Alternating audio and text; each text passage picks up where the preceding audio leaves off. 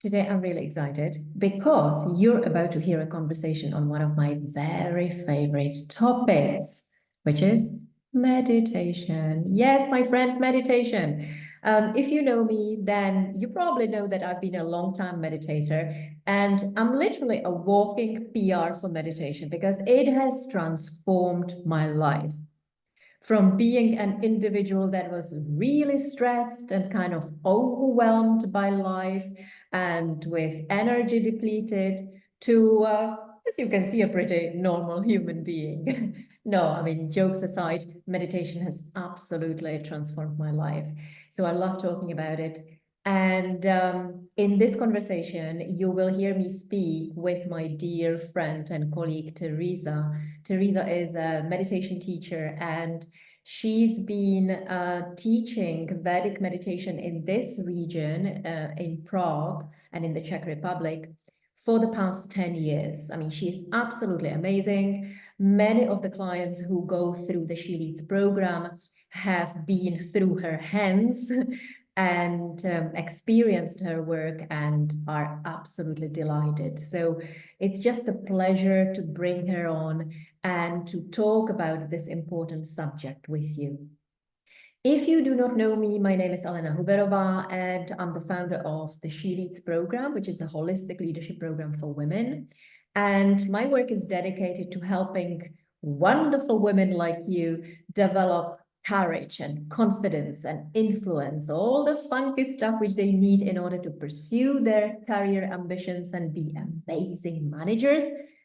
And of course, to enjoy life and all that life has to offer, which is rarely the case when we talk about women working in highly senior positions. So that's what I do. But without further ado, let's listen to this conversation. Enjoy it.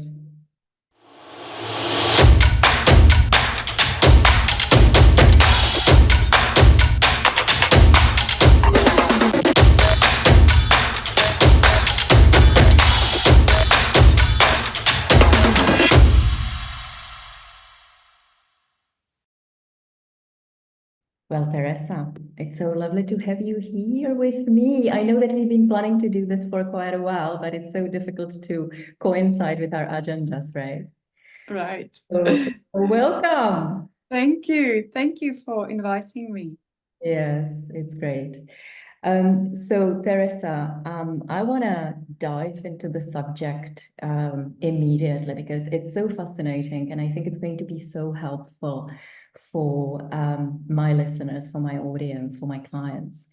As part of the SHELeads program, I come across women who are in senior positions, and they do have difficult jobs. They feel under a lot of pressure. They experience a lot of stress, a lot of anxiety. And I always tell them, as part of the journey, the SHELeads journey that we're on, that I encourage them to take up some kind of body and mind technique. And of course, I am a walking PR for meditation because I've been a long time a meditator myself. And my clients, many of them actually experience the beauty of what you do. You're a Vedic meditation teacher, and Vedic meditation is actually one of the wonderful tools that our clients can use in order to experience more of that inner peace. So let's talk about that. I'd love to ask you, first of all, Teresa, apart from stress and anxiety, which many people experience and they want to do something about, what other issues or challenges do your clients experience and they believe that meditation can help them resolve it? Well, it's actually a huge variety of issues. Well, to tell you the truth, hardly anybody gets to the course and says, I feel absolutely brilliant. You know, I feel I'm in the right place at the right time. My relationships are just so fulfilling, and I'm doing what I feel deep inside myself I'm supposed to do. And I'm actually searching for a cherry on the cake to give me a bit extra, you know, that hardly anybody arrives at this point. And if they did, Vedic meditation would fulfill their needs. You know, it would give them that extra. It would give them that extra capacity for perceiving beauty, you know, for being more creative, for being more appreciative of the goodness around us, because it's around us if we only can see it. But that's, I would say it's probably 1 in 1,000 who arrives at this point. And the rest of the clients that I have the great honor to guide through learning the technique of Vedic meditation are people who come with some sort of struggle. And it might be health issues. Sometimes people get to meditation at the point where they feel they are kind of going off the good track, and they are looking for something which would put them back on the track. And sometimes people already come when it's been already downhill. Yeah. When you And say, the health. yeah, when you say off track, so what kind of challenges they would experience to let You them know, people might feel, for example, I'm just conducting a course right now. We started yesterday. And there's a young lady in the course who's working in a corporate job, age 29.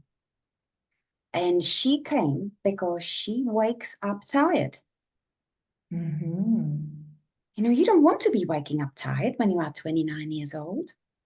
No, it's very clear there's something misplaced in how she lives her life, because it's not sustainable to be waking up tired.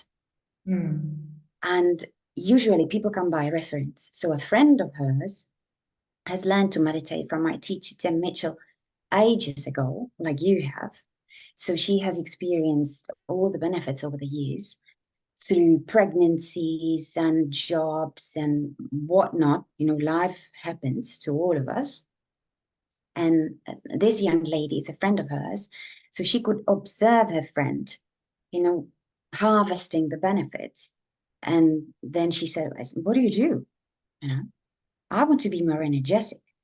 And this is how she got to it. So she's not ill yet, thank goodness, but she's already feeling some symptoms of imbalance in her life. So that's the minor issues. Quite often nowadays, people come because of sleep troubles. That's a big issue these days, much more than it was, let's say, 10 years ago, when I first started offering the courses here in the Czech Republic as a translator of my teacher in 2009. And I've been teaching myself since 2015, so it's nearly 10 years. And the sleep issue has not been such a big deal then as it is now. And people come because they can't fall asleep, or because they wake up in the middle of the night and can't go back to sleep, or because they wake up very early in the morning, not fully rested yet, and can't go back to sleep, or because they have nightmares, or a combination of all of this. So sleep troubles. And you've, through the 10 years, you have actually experienced increase of these kind of massively. attributed to? Well, look, I think the technology is actually not as a brilliant a tool as we thought it would be, because we tend to be governed by it rather than us governing it. And many people don't respect the cycle of the daylight and the darkness. It's different now in summer, you know, when there's daylight until 10 o'clock at night. But in winter, you know, we have however many, 16 hours of darkness a day. And yet, we use the devices which have a lot of light for, I don't know, until 10 p.m., 11 p.m., sometimes midnight, sometimes past midnight. We watch movies, we scroll on the phones, on Instagram, we work. And, we are human beings, part of nature. We can't think, in my opinion, that we can outsmart it. We are governed by sunlight as well as all other living beings on the planet. That's why the old saying of our grandmothers used to say, well, wake up with the chickens and go to bed with the chickens. They know what they do. And I don't know whether that's the main reason, but it definitely could be, I think, because the sleep patterns get disturbed, the melatonin production gets disturbed when we don't respect the rhythm of the day and the night, the light and the darkness. Yeah. Because it impacts our brain. Yes, I agree. Yeah, our addiction to the technology is definitely impacting the sleep. And also, at least what I see in my clients is that they often bring their work home, and especially the moms, they come back home, then they spend some time with their family, doing family duties, spending time with the kids, and when the kids go to sleep, the mummies sit in front of the PC and they continue working. I personally feel that it's really detrimental and it can impact their sleep because the body needs some time to calm down and get ready for that relaxed sleep, right? But if we close our PC and then we believe that immediately we can jump to bed, that's probably not realistic. Yeah. Exactly. So yeah, I think there is a lot of bad habits that people have that are not conducive to healthy sleep. Yeah. Good. So meditation can also help with sleeping troubles. Yeah. So sleep is a big topic. And also a feeling of being a bit lost in one's life is what people sometimes experience. That's the reason why they come. They kind of search for inner guidance. And the truth is inside of us, but we have to have means to access it. And if there's always noise, we can't hear it. And when we create windows of, as you say, calmness, then the internal truth resurfaces. It's not that, it somehow got onto us from heaven.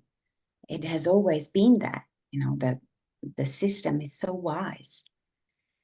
But when we don't have opportunities to listen, when we have the engine running constantly, then, you overhear it. Yeah. So that's another topic. And sometimes people come searching for better understanding of themselves, which is similar to the previous, but a slightly different flavor, searching for authenticity. And searching for a tool that would basically allow them space where they can really tune into what their needs are and into what their calling is. Because when we don't understand what we need, we can't fulfill the needs. Yeah. And I think, Tereza, it's so related to the issue that you mentioned before, people coming because they feel they're a little bit lost in their life. And it's this just reminds me of some talk that I heard recently. We are so much in the mode of doing and thinking, right? Especially when I think of myself in the past, of my own clients, with the senior jobs. There is so much noise up here, and we're constantly doing something, planning something, organizing, thinking, contemplating, and before you realize, the day is gone and we go to sleep. And we're constantly in this mode of doing. And it's so essential that we compensate with another mode, a mode of being, in which we step down from the head to the body, because that's, as you say, where the wisdom is. That's where the heart whispers to us. That's how we can connect with our purpose. That's how we can really hear our calling, right? Absolutely. But it's easily said than done. Oh, yeah. If you don't have a tool that will help you calm that constant chatter, it's so difficult to do. You know, if you are running on 150%, it's very difficult to stop. And from my experience, you know, even if there is a goodwill and people try to just sit and observe their breath, feel their body, you know, do something like that, more often than not, it gets very frustrating because the mind just, you know, keeps wandering and keeps losing track, and the body can't sit still. And it's more of a struggle than a tool that would be enriching. Yeah. And that it doesn't provide the source that we are actually usually looking for. So that's when I find the technique is literally a gift from heaven, because it tells you what to do, how to do it. You kind of switch it off in 20 minutes, you switch it off, done. And it has done the job. Yes, I totally agree. Yeah, we're in this habit of doing and being in the head. And without a proper technique, it's really difficult to get out of that habit, right? And as they say, whatever we habitually do every single day, day after day, is forming our identity and it's creating our reality. So if Absolutely. we're constantly in the mode of doing, I believe that we are missing so much on life. And since I am directly working in leadership, leaders who do not know how to live a life and who are constantly in this mode of doing, and rationalizing only, I don't think they can ever be inspiring leaders that really leave behind an important legacy, right? Yeah, It's absolutely. impossible. The limitation of this part of our body are huge. We need to be able to integrate all that wisdom. We need to be connected, right? A leader Absolutely. embodied is not a proper leader. So before we actually dive into the topic of meditation and how does it work, yeah, so that people have some kind of idea, I wonder, how did you get into it? Because you said that you've been teaching for the past 10 years. How did that cross your mind to become a meditation teacher? What were your maybe challenges?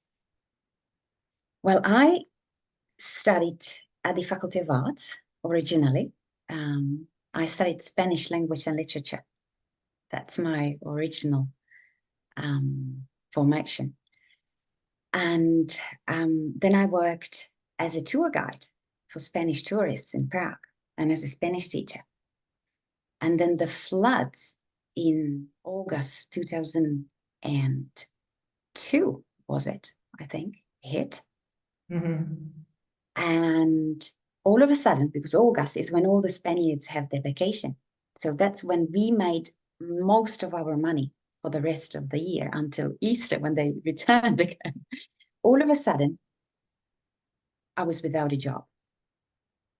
There was no tourists. So I became jobless from one day to another. So I just went to an HR agency, and I said, look, I just need some work. Just give me something, whatever you have, I'm going to do it. Just give me something. I need to start working. I have to earn my life. And they said, look, there's a law firm, there's an international law firm, which is actually looking for a secretary. Can you do it? And I said, no, most probably. I've never done it yet. Let's try. So I went and started the job as a secretary in a British law firm. And after a few months there, the man who was a boss of mine then actually took a group of us and started his own company. So I was a co-founder of a small law firm specialized in technology and IT, and I was responsible for all the admin related to running a law firm. And there I was for a few years. And then I went to Australia with my then boyfriend because his sister was living there, just to spend a year in Australia. And I studied yoga teacher training there. And as part of the yoga teacher training, we had meditation as a subject, and I couldn't stand it. It was a disaster. It was an absolute disaster. Sitting cross-legged on that little cushion filled with buckwheat and keeping your back straight. And I couldn't do it. My back was hurting, my hips were hurting, my knees were hurting. I was just constantly looking at my watch. When is this going to end? I couldn't see anything in it. And I thought, okay, I'm just going to go through it somehow till the subject is done. And I'll just leave it. I'll teach the beautiful asana, the physical stuff, but this is not for me. I just don't get it at all. And then apart from outside of the school, I took part in a trip to visit the descendant of the Aboriginal people. We went to the bush with our Ayurvedic teacher, who brought a group of very different participants of that tour. And among those people was a man called Tim Mitchell, very youthful looking. You absolutely couldn't tell, is he 45, is he 55, is he, very vibrant, very radiant. It's very attractive when you see someone like that, right? When you see that radiance, you kind of observe it, and then you think, what is that person doing so that they look like it, so that they act like it? That joy, that hunger for life, it was so catching. I just couldn't stop observing him. So I just observed for a few days, and then I went to him and I said, excuse me, Tim, what do you do for a living? And he said, I am a meditation teacher. And I went, oh my goodness. Oh no. I also, I am a student of yoga, teach training, and we have meditation, and it's horrible. I hate it. And he went, oh, look, this is a technique that I do. It's so relaxing. I can't wait when I go back from home from my work and I sit on the couch and I just relax. And I went, what couch? What relax? I sit on a buckwheat cushion and I count the seconds for it to finish. And he said, yeah, look, this is different. It's an ancient technique which really relaxes you. And I thought, what is he talking about, And to cut this long story short, I went, as soon as we got back to Sydney, I went and subscribed for his course. I learned the technique, and I couldn't believe how different it was from what we had done at that school. because we had learned concentration techniques, visualization techniques, and contemplation techniques. And these are all absolutely brilliant, but completely different from what meditation is based on, which is basically de-exciting your mind, which brings real deep rest to your body, and all those benefits that you then harvest actually come from the deep relaxation. It's not an effort-based method. It's actually the exact opposite. It's based on effortlessness. And I absolutely loved it. So then I could see how it was helping me.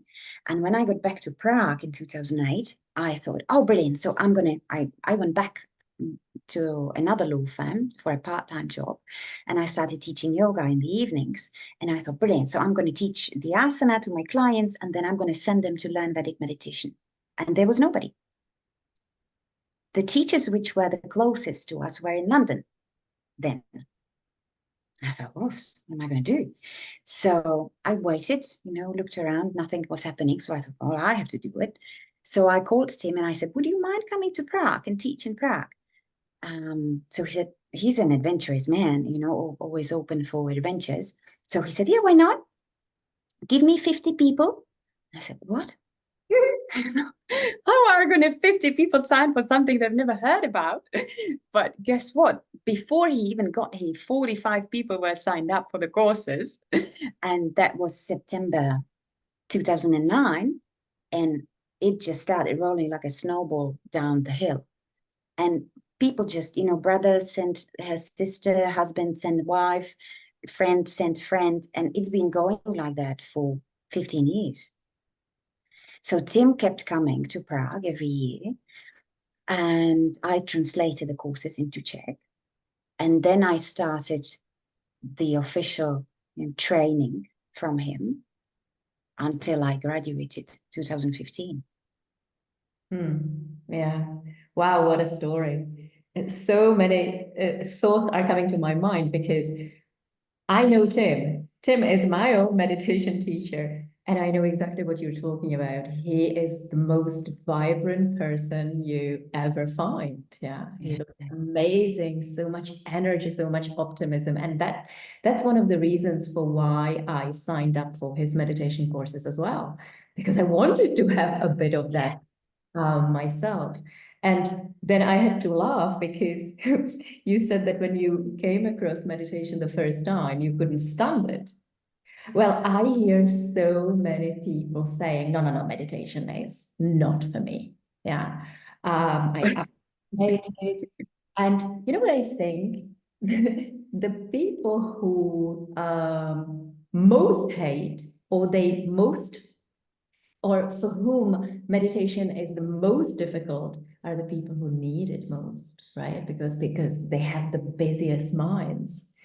I actually started meditating about 15 years ago, or maybe more, and I started with a much more complicated technique. I started with Vipassana, and I didn't know what I was getting myself into. I thought I'm going for a retreat, but I had no idea that that retreat was going to be in silence and it was going to last a month. I hated it, but I was trapped. I was literally sitting in a temple for a month in silence. And we did Vipassana meditation, and that is so much more difficult than Vedic meditation because you are walking for an hour, sitting for an hour, then you do special pray techniques. So it's much more complicated. And when I met Tim and he showed me this super simple, very practical technique that you can literally practice on the way to work in a metro or in a bus. I thought, I'm changing, I'm all yours. So I know. Yeah. Well, so tell us, Vedic meditation, what is it all about? Well, what do you do with the people? What do you teach them? So it's a technique which has been passed down from teacher to disciple, for millennia, literally. It's an old tradition which originally comes from the Shankaracharya lineage in India, which is a northern Indian lineage of Vedic know-how. And that's why it's always taught in person. You know, so in COVID, no job, because you can't do it online. It doesn't work. It has to be live. Like, we can't shake hands here. I'm never going to feel your hand right now. I'm sitting somewhere else and you are. We're just looking at each other on a camera. Yeah, and I'm never going to feel your skin. So in the same way, the technique doesn't work when it's handed over online. It just doesn't come alive. And the beauty of it is that it's a very simple, effortless, and yet incredibly efficient tool, which you learn in a course which is conducted over 4 consecutive days, a lesson of 2 hours each day. So we do need the 4 days so that we can practice together. You can then go home and practice by yourself, come back with questions, we practice together, I explain everything, etc., etc. And by the 4 days, 99% of the participants have got it, and they've got it for life. The 1% who needs more guidance, I carry on with them, but it's very rare, very, very rare. Yeah. And it's basically based on using a so-called mantra, which is a word which we use in the common parlance, but usually in a slightly different context. Originally, the word mantra comes from Sanskrit, from 2 different roots, manas meaning mind, and tra meaning a vehicle. It's a vehicle for the mind. And the mantras which are used in Vedic meditation, it's a group of mantras, so-called bija mantras, which means a seed mantra. And the specific quality of them is that they are not words. They don't have any meaning. They are basically vibrations, which we think inside effortlessly, like we think any other thought. And when the mind thinks that specific vibration, which is actually the know-how of the old tradition of masters, the mind de-excites. It's a tool for the mind. It's not a trial and error method. We exactly know what's going to happen. There's a whole series of mantras, and the teacher assigns one to each of the clients based on a very simple 1-page form which you fill, where we ask some psychophysiological characteristics of you. Nothing too intimate, you know, just it looks like a basic office form. And based on that, you know, at which stage of your life you are, that's the point which determines the choice of your mantra by the teacher. So there's many of them, but obviously not 7 billion. So it's not like everybody has their own unique one. I would never be able to remember 7 billion mantras. But it kind of works like a shoe. You know, when you buy a new shoe, you walk with it, in it, for a few days or weeks. And after that time, it's your shoe.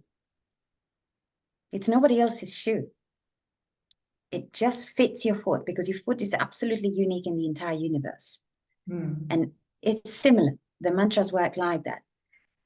So definitely there's other people who have same mantra as we do, but it doesn't matter, because, you know, it molds to our own specific nervous system. And what the mantra does when we think it is it de-excites the mind. So when we meditate with the technique of Vedic meditation, we sit comfortably. That's very important. No buckwheat cushion. You know, we sit comfortably in a chair, we sit on our bed, we sit in an armchair, we sit on a sofa, we sit in the office, we sit in the meeting room, we sit at the whatever, dentist's waiting room, We sit in our car waiting for our child to come out of a sports lesson. It can be just anywhere where you can sit comfortably, which makes the technique so beautifully flexible. Because you don't need a specific place. You don't need it to be every day at the same time. You know, you don't need any, what would you call it? Any paraphernalia. You know, you don't need a deer skin to sit on. You don't need a orange silk robe. You don't need an incense stick. You don't need anything. You just need a place to sit where you can be comfortable, which means supporting your back. Hardly anybody, except for professional yogis or people who have done some physical activity on a very, very professional level, they are fine sitting without a back support for 20 minutes. But, you know, the rest of us, we are not. We are much more comfortable if we sit with our back supported. And then we close our eyes and we think the mantra inside. So when you see someone meditating, you actually can't tell he's meditating. He looks like he's resting. Yeah. He's just dozing off. Exactly. So it's perfectly fine, as you said, to be sitting on the metro on your way to work because, you know, everybody else is dozing. It's perfectly fine. And it's not like you are in a bubble. You are absolutely aware of all the sounds around you. So you perfectly know which station's coming, where you have to stop and get off, and you are completely aware of your surroundings. And yet, you know, your mind is awake, and yet with the vibration of the mantra, it de-excites to a really, really quiet state, which, and this is the key thing, brings the body to also de-excite on the physical level. You know, when you hook people on the physiological measuring devices, when they meditate, you can see that they have a very, very low oxygen consumption, and that they don't emit much heat from the body. And those two factors are excellent feedbacks to see what's actually going on in the body, whether we are running on sympathicus or parasympathicus, the fight or flight, or rest and digest, stay and play. And as we were talking to begin with, you know, when we are always running in the activity mode, at one point, it's going to crash. The system that we live in, the body and the mind and the emotions, need a balance of activity and rest. It's a pulsation which needs to be occurring on a regular basis. Give me some challenge. I'm going to do something. I'm going to be, you know, very satisfied that there's something behind me. And then give me time so that I can absorb, integrate, refresh, regenerate, so that then I'm happy and looking forward to meeting another demand successfully. That's the key. And when the pulsation stops occurring, when there's only the vertical, there's no horizontal, even though we don't lie down, it's like a metaphor, you know. We sit when we meditate, because when we lie down, we fall asleep. But when from our life, the so-called horizontal line has disappeared, and we always run on the vertical, we always face, we always do, we always, you know, are being challenged, we will not feel happy. It will be too much. It will be overwhelming. It will be exhausting. It will be tiring. It will be, we will lose the joy. Yeah. And what's the point? You know? Yeah. I totally agree with you.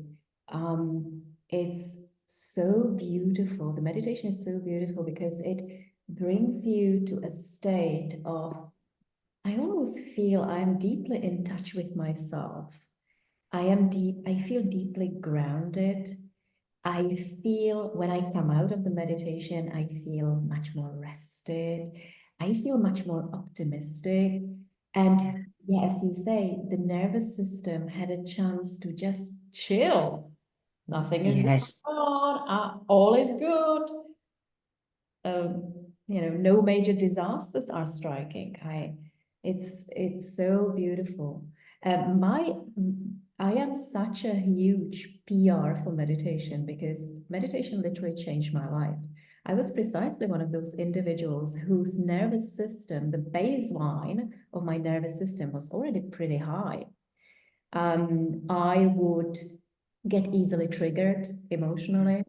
I would live in this constant level of like mild anxiety. I never had anxiety, but like this mild, you feel constantly on alert, right? Yes. And Yes. since I started to meditate, this has almost dissipated. I mean, the baseline of my nervous system is somewhere completely different.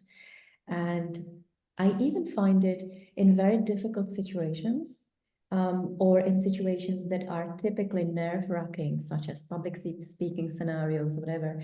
I find it so easy to get myself back down to that calm state, even in view of this big performance. So meditation was a lifesaver for me. And I know that the people who make a decision to jump on that meditative journey, uh, they they find something incredible in their life.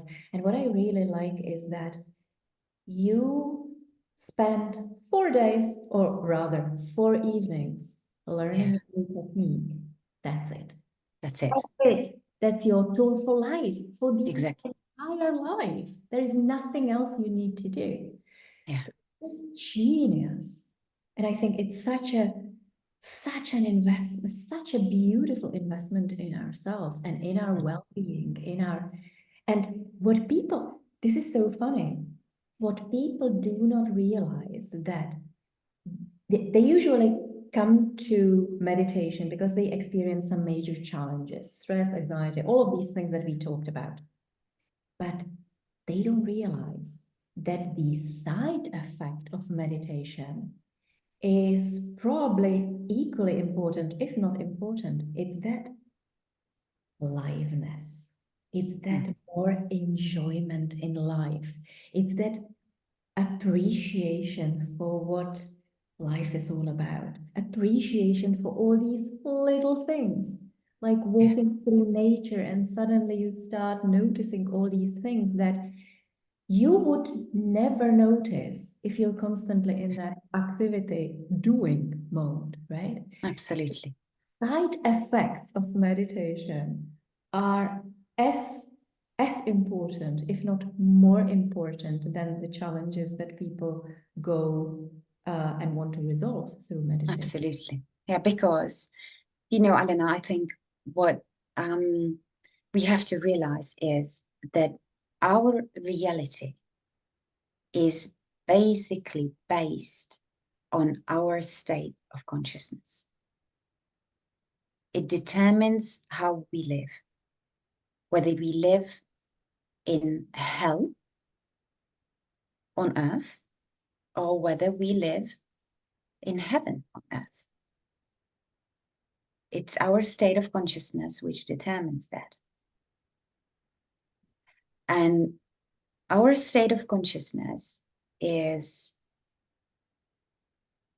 as I experience it in my own journey and in my clients, directly related to the amount of stress which we carry in our body. We are a body mind. So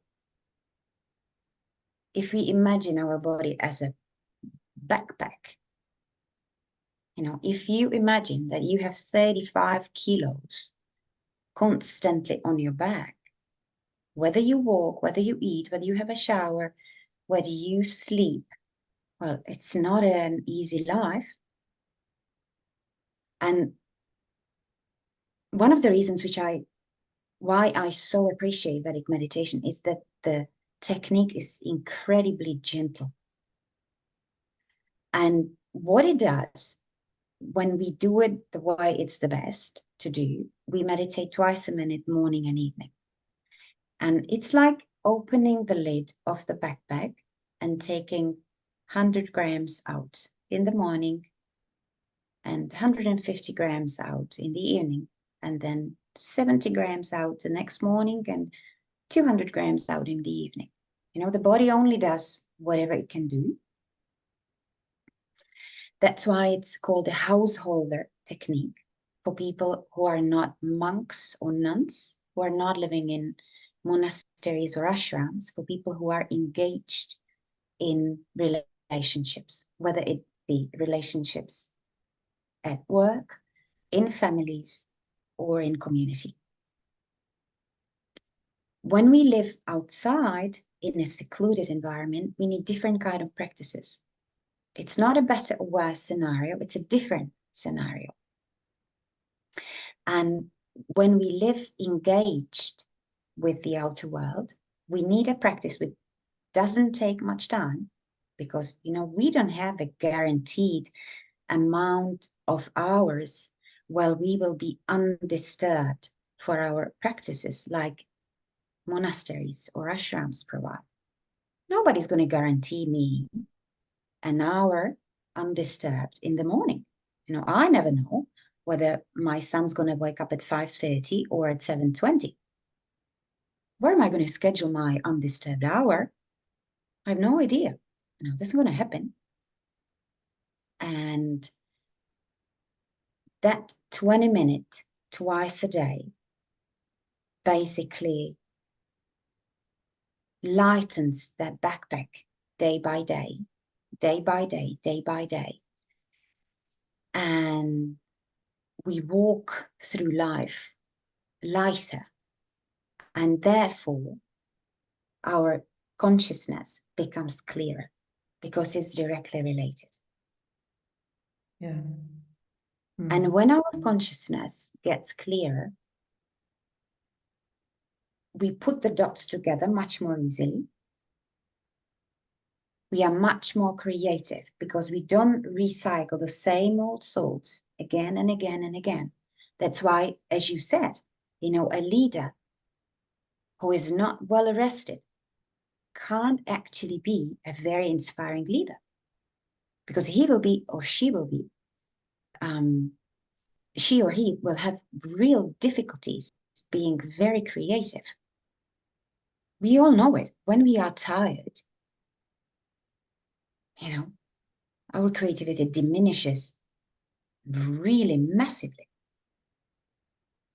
And when we have a daily outlet for the accumulated stresses and tiredness, our mind gets refreshed. And that quiet level which we become when we meditate is the source of all the possibilities. That's the field where all the laws of nature come from. That's the field where all the problems get solved. You know, we don't solve our problems in a creative way when we think the same thoughts again and again and again and again. Yeah. There's nothing new in there. Yeah, I agree. And besides that creativity for a leader, it's just being in touch with life. And there is something about it, right? It makes us it makes it easier to access our intuition, which is really important for leaders in making. It helps the leader to be more empathetic, to understand the people around, to perceive what is really going on in the environment, right?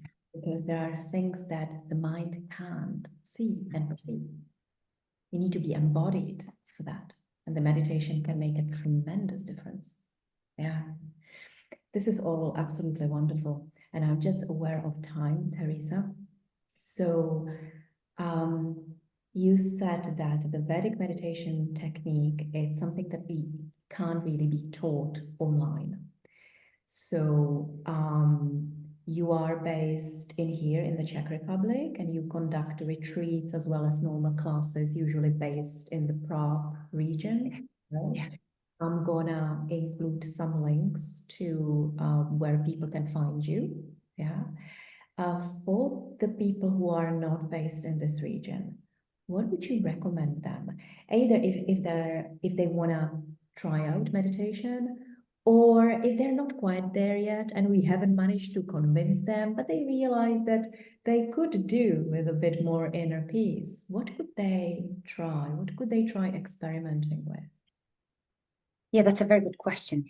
There is a relaxation technique called yoga nidra. Nidra means sleep in Sanskrit. So it's a so-called yogic sleep. And it's a guided relaxation technique, which is done lying down.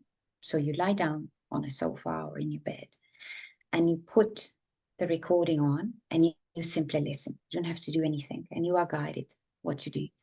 I've done recently in a professional sound studio 3 recordings, which are available for download on my website. One is for relaxation, one is to put us to sleep, and one is a short one for kids, for little children, who sometimes also struggle with anxieties and stresses, and they also need some tool to calm down. And it can be downloaded from the website. There's 2 versions, either just the voice or voice and a background music. You can, always listen to the sample and see what's the version that you prefer. Some people prefer this, some people prefer that. And that's like a good first step where to begin. And you can do it anywhere. It's in Czech. I have to say it's in Czech. It's in Czech. But if you Google Yoga Nidra, if you don't understand Czech, if your clients don't understand Czech, if they Google Yoga Nidra, there will be stuff available online for sure. And to begin with, it should be something short, around 15-20 minutes. There's advanced Yoga Nidras, which can take up to 45-50 minutes, but that's not a good practice to start with. They'll be too deep.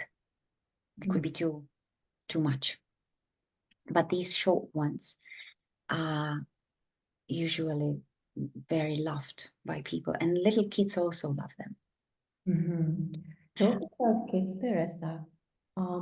What would be the age appropriateness of meditation? Look, I would say whenever they are at school, it will be perfectly fine.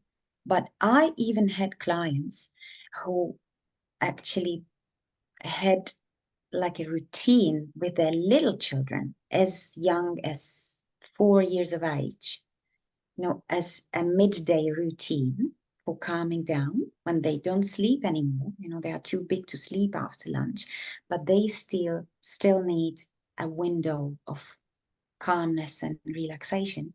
They lie on the couch with mommy and they put the recording, and even the little kids as young as 4 or 5 sometimes really enjoy it. It depends on the child.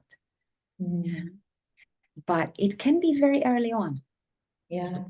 And I can just think that it's such a wonderful thing for the parents to do with their kids, right? Yeah, absolutely. Of watching TV or playing internet games. Why not lie on the sofa and listen to some beautiful calming meditation? Mom calms down, the little kid calms down, everyone is happier, right? Yeah, absolutely.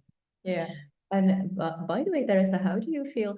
I also have clients who are not based here in this region, or they couldn't find a teacher, and they are searching for different apps or for some stuff online. How do you feel about it? Do you have any good experience with any of it? Look, I don't have any personal experience with any app, so I can't really recommend anything. I find the Yoga Nidra is a good variation of a practice which can be downloaded online and done safely at home. And with meditation, you know, obviously I'm biased because this is what I breathe for. You know, I've been practicing for 17 years and teaching for 10, and I've seen hundreds and hundreds of people being so benefited from the simplicity and the innocence and the efficiency of this technique that honestly, I'm not able to recommend any alternative to meditation as such, because what usually is being offered under the heading of meditation are concentration techniques, visualization techniques, and contemplation techniques. And they use focus, they use effort.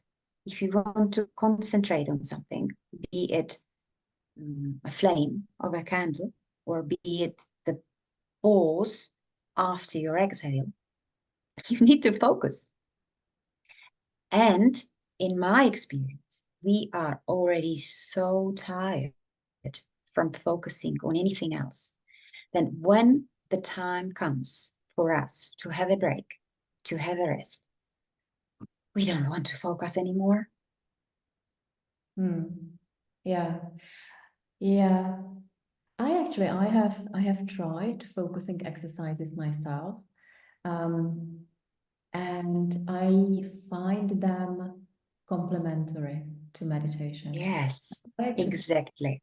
kind of experiment with everything that can help me to live a better life, to be more conscious, to have it easier to focus on work.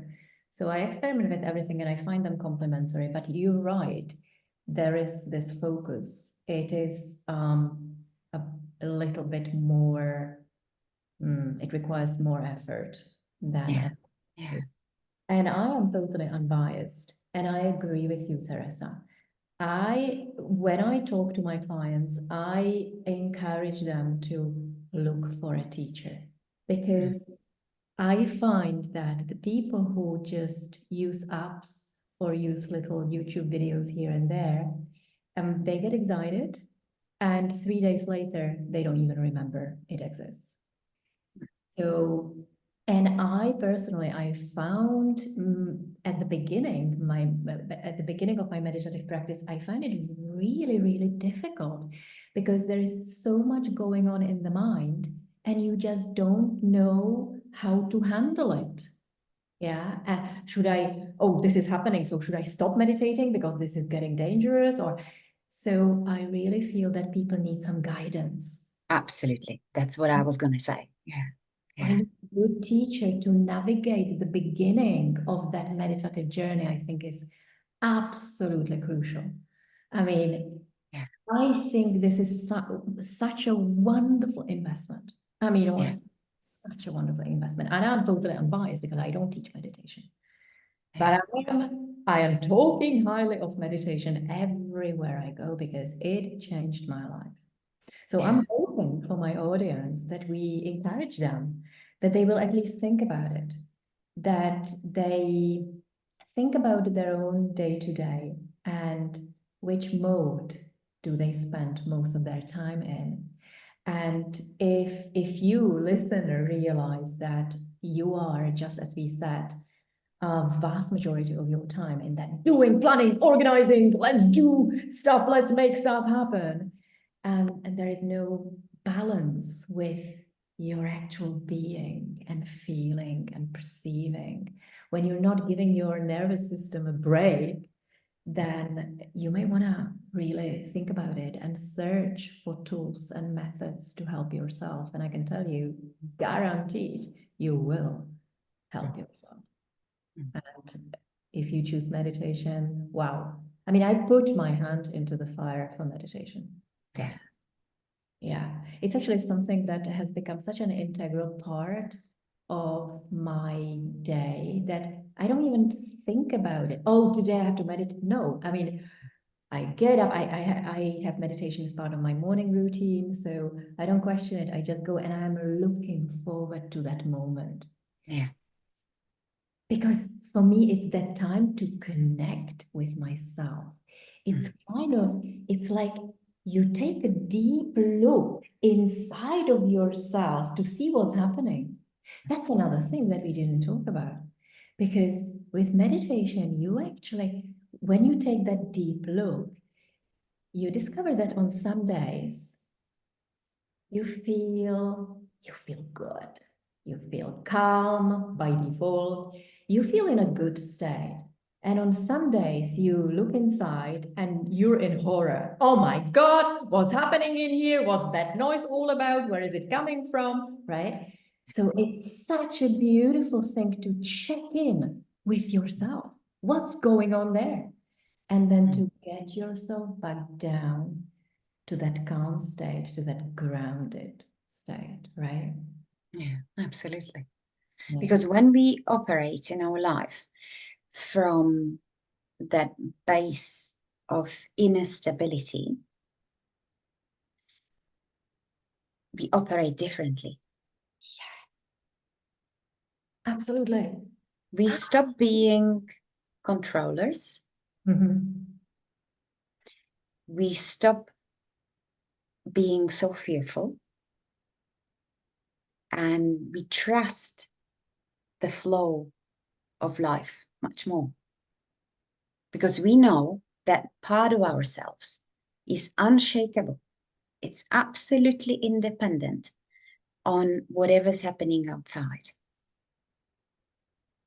It's always going to be there. And when we have a tool which reliably, that's important, and regularly, that's important, brings us to that inner peaceful state, which everybody has inside themselves, it's the basis, of all life. That's where life springs from. When we have that daily experience that this inner stable space is actually always there for us, no matter what is going on the surface, no matter how the wind is blowing. Sometimes it's gentle and lovely, and sometimes it's not so gentle and it's not so lovely. And regardless of the weather around us, that inner field of being, this all sounds like really philosophical or maybe even esoteric words. It's difficult to put it in words because it's a very intimate, very beyond words experience. Pure consciousness is beyond words. So it always sounds a little dodgy when we try to put it actually in words. Yeah. But I think you know what I mean. That inner quiet, safe place is there for us. And when we have that experience, we trust that whatever is happening for a good reason, even if I don't see the reason. Yeah. Oh, I'm so happy you're saying this. And I say that because so many people, Teresa, at least the people that I work with, they don't even realize that there is this beautiful, calm, safe place within them. And so if they don't even know it exists, why would they be motivated to go somewhere, to some place that they don't even know it exists? So and as you say, it's so difficult to put into words, consciousness, right? To be in touch with that something. Who knows what it is? I mean, maybe we're all part of this universe. We are all part of this universe of consciousness. That's what we tap into when we're there in the deep meditative state, right? And Absolutely. And that's what we are actually becoming. Yeah. We become that. That's the thing. And it's like coloring a cloth.